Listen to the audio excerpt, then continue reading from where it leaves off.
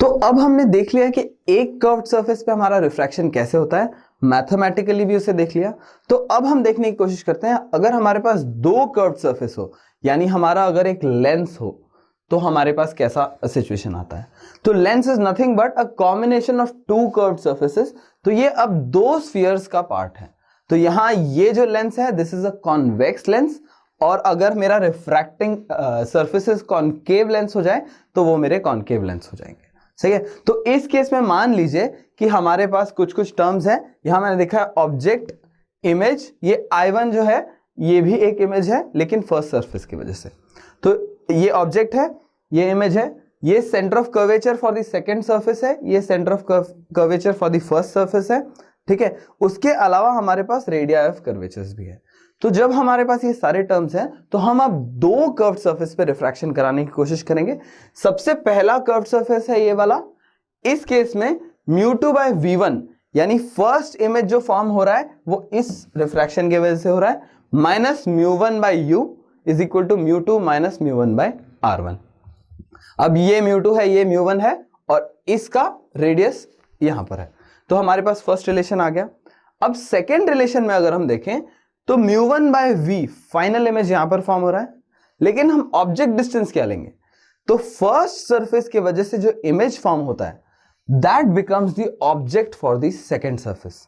ठीक है। Again first surface का जो इमेज है that becomes the object for the second surface. तो उस केस में हम μ2/v1 लिख देंगे, this becomes the object distance is equal to μ1 minus μ2/r2। μ1 minus μ2 क्यों? क्योंकि अब सेकेंड मीडियम हमारा ये μ1 आ गया वापस, तो μ1 minus μ2 upon r2 that is the radius of this. ध्यान दीजिएगा मैंने यहां अभी कोई साइन नहीं डाला है क्योंकि ये कॉनकेव सरफेस भी हो सकता था। तो ये साइन कन्वेंशन जब हम वैल्यू सब्स्टिट्यूट करेंगे तभी डालेंगे। अब हमारे पास दो रिलेशंस हैं। अब इन दो रिलेशंस में मैं v1 को एलिमिनेट कर सकता हूं। सही है। तो मैं चाहता हूं यहां पर आप वीडियो पॉज करें, v1 को एलिमिनेट करके बाकी सारे टर्म्स के बीच में एक रिलेशन निकालने की कोशिश करें।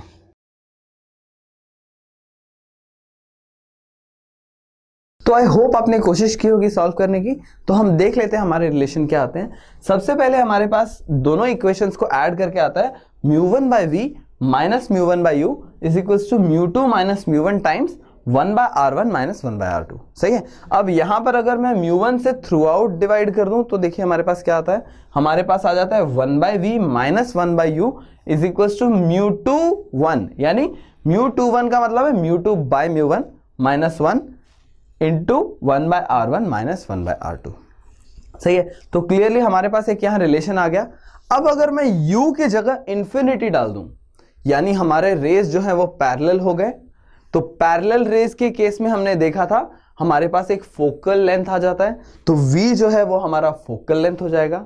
सही है। तो उस केस में हमारे पास आ जाएगा 1/f इज इक्वल टू, यहां आप देख सकते हो μ2/1 minus 1 times 1/r1 minus 1/r2।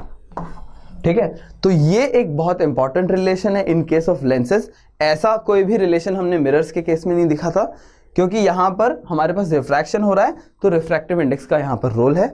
So this formula is called the lens makers formula, क्योंकि this helps the lens maker to actually create any lens for various situations. सही है। तो this is the lens makers formula. अब अगर मैं इस पूरे quantity को 1/f सब्स्टिट्यूट कर दूं यहां पर, तो मेरे पास एक सिंपल रिलेशन आ जाती है 1/v minus 1/u is equals to 1/f। So this is a relation similar to the case of mirrors जहां 1/v plus 1/u is equal to 1/f हो रहा था। ठीक है। So this is the lens formula just like it was mirror formula in case of mirrors. So this is our lens formula. तो जैसे हमने mirror के केस में इमेज और ऑब्जेक्ट डिस्टेंस को रिलेट किया था, लेंसेज के केस में हम इस तरीके से इमेज और ऑब्जेक्ट डिस्टेंस को रिलेट कर सकते हैं फोकल लेंथ के साथ। So this will help us understand how mathematically we can calculate the image distance अगर हमारे पास ऑब्जेक्ट डिस्टेंस और फोकस है। तो आई होप आपको समझ में आया होगा कैसे हमने ये किया। Thank you.